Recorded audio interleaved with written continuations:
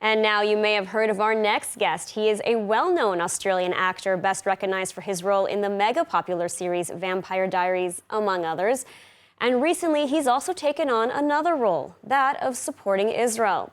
And so joining me now in the studio is Nate Buzolic. Thank you for joining us. Nice. Thanks for having me. It's good to be here. So I have to ask, you are an Australian, you're not Jewish, you're not Israeli, and yet you have a very strong connection to Israel, a major supporter of Israel. Why? Well, that's I guess a long story as to how my relationship with Israel has, formed over many years. But, truthfully, I'm a Christian. I believe that Jesus is the Messiah. And I guess the more I dived into the text, the more I start to understand, this God that we follow as Christians, that you realize he's a promise maker. He keeps covenants. And, we're living in a time where, for 2,000 years you could question God's promises. But in 2023, we see that he's brought this nation back into the land. And for 75 years, it's one of those things where, you can't debate whether God keeps his promises or not. Long ago, he made a promise to Abraham, and we can see how that has still exists today. So when I became a Christian, it was one of those things where, many Christians struggle to understand how to place Israel in the story.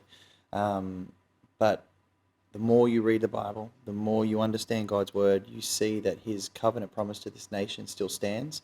And it's actually a powerful thing for a Christian, because how am I ever supposed to trust any of the promises that God makes to me if I think that he's broken his promise to this people and his first covenant people? So it was just a lot of study. And then, I grew up in a very, very Muslim Middle Eastern community, very anti-Israel. And a lot of the lies and propaganda that gets spread about this nation was something that I was surrounded by at a young age. When I first came here, I realized that there's a lot of lies and mistruths about this nation. So as someone who believes in the truth, I believe that God is the truth, ultimately, that you can't kind of just ignore, what's happening here. And I think it's really important that we start sharing with the world, the truth of Israel, the truth of this people. Absolutely. And now you've also spent a lot of time here in the country, and you're also bringing groups of people, groups of Christians to Israel. As you mentioned, you hear a lot of misinformation about the country. Yeah. Can you tell us a little bit about the trips that you organize and sort of, how this affects the people that are coming on these trips? Yeah, so in 2018, I felt a desire to bring Christians into the land to understand Israel, understand Judaism. I think that a lot of the teachings in the modern Western Christian church are a little misguided.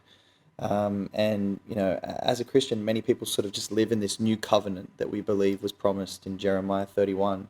And so a lot of Christians are sort of uneducated about all the covenant promises God made to Israel. So the most important thing is to bring Christians into the land, to expose them to the reality of this place, the promises that God made, the continuing promises that are still to come for the Jewish people, and really kind of get them to understand that as a Christian, there's no middle ground where we should stand when it comes to the battle that's really unfolding on social media.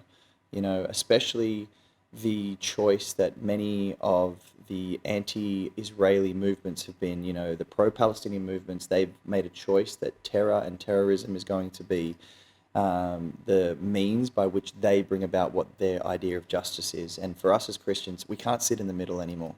Once a nation of people have allowed such violent and horrific acts to take place, and they're celebrated, they're glorified, and we've kind of witnessed this culture of death. We as Christians, it should be so simple for us to go, we need to stand with Israel. We need to support God's promises. We need to support God's covenant people, despite the cost. And, you mentioned the cost. You're very vocal in your support for Israel, especially on social media, at a time when people are receiving a lot of hate for this support. And I know that you yourself are experiencing a lot of hate as well on social media.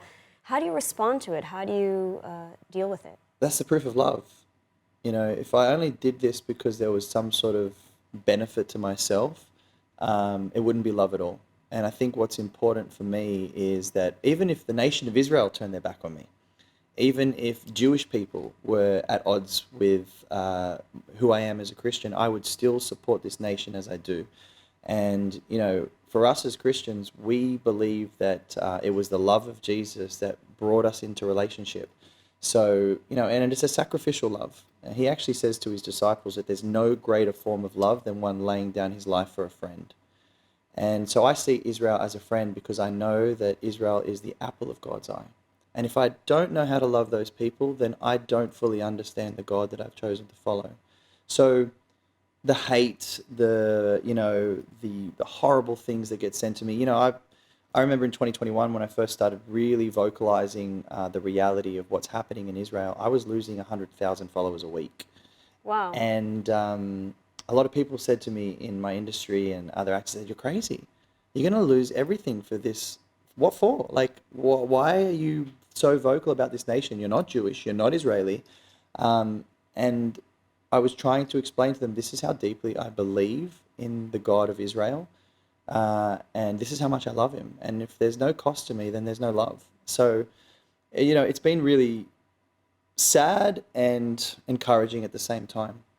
It's encouraging because when I first came to Israel after 2021, where I was really vocal about what, you know, Hamas was doing, firing, you know, 5,000 plus missiles into this country, and no one was saying a word internationally, I was amazed at how many Israeli Jewish people would come to me and thank me.